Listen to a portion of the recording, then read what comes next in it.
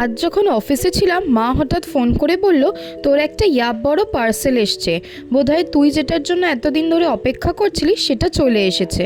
মনটা শুনেই এত খুশি হয়ে গেল, আর অপেক্ষা করছিলাম কখন বাড়ি গিয়ে পার্সেলটা আনবক্স করব। বাড়ি ফিরেই হাত মুখ ধুয়ে বসে পড়েছি পার্সেল ওপেন করতে। আমি ভীষণই এক্সাইটেড ছিলাম। চলো দেখে নিই কী এসেছে আজকে।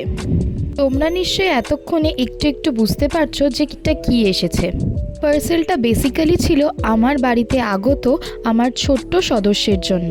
ফ্লিপকার্ট থেকে আমি আমার ফ্যামিলির নিউবর্ন বেবির জন্য এই 3টে সেট অর্ডার করে নিয়েছিলাম। ফার্স্টেই ছিল একটা carrying and sleeping baby bag. To be very honest, কোয়ালিটিটা ভীষণ ভালো ছিল। এরপর নেক্সট কি আসছে তোমরা দেখে নাও। আমার মনে হয় এই 3টে জিনিস একটা নিউবর্ন বেবি যখন বাড়িতে আসে তার জন্য মোস্ট ইম্পর্টেন্টলি দরকার হয়, তাই জন্য চটপট এগুলো অর্ডার করে ফেলেছিলাম। 3টে সেটের মধ্যে এই পার্টটা আমার কাছে ছিল ভীষণই ইন্টারেস্টিং, যেটার জন্য আমি এই সেটটাকেই অর্ডার করেছিলাম। এখানে বেবির যে বেডিংটা ছিল সেটা ছিল রাউন্ড শেপে, যেটা আমার কাছে বেশ ইউনিক লেগেছে এবং কালারটাও খুবই সুন্দর ছিল।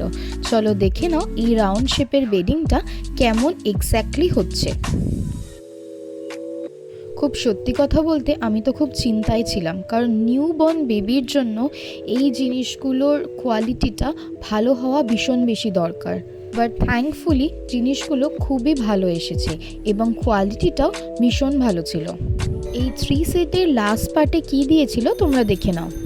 এটা ছিল একটা বেবি স্লিপিং মশারি।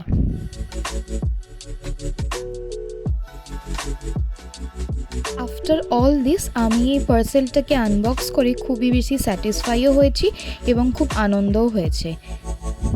আমি জানি আমি স্যাটিসফাই হলেও তোমরা স্যাটিসফাই হওনি, কারণ তোমরা এটা জানার জন্য অপেক্ষা করছো যে আমার ফ্যামিলির এই নিউ মেম্বারটা কে এবং তাকে দেখতেই বা কেমন। ধরো আর একটু ধৈর্য ধরো, খুব শিগগিরই তোমরা জানতে পারবে আমার ফ্যামিলির এই নিউ সদস্যটা কে and how much he or she will be important for me. আচ্ছা, তার আগে বলো তো এই জিনিসগুলো কেমন হয়েছে। নিউবর্ন বেবির ইউজের জন্য এগুলো পারফেক্ট হবে কিনা। আর খুব শিগগিরই নিউবর্ন বেবি ব্লগ নিয়ে আমি আসতে চলেছি। অবশ্যই কিন্তু আমার চ্যানেলে চোখ রেখো।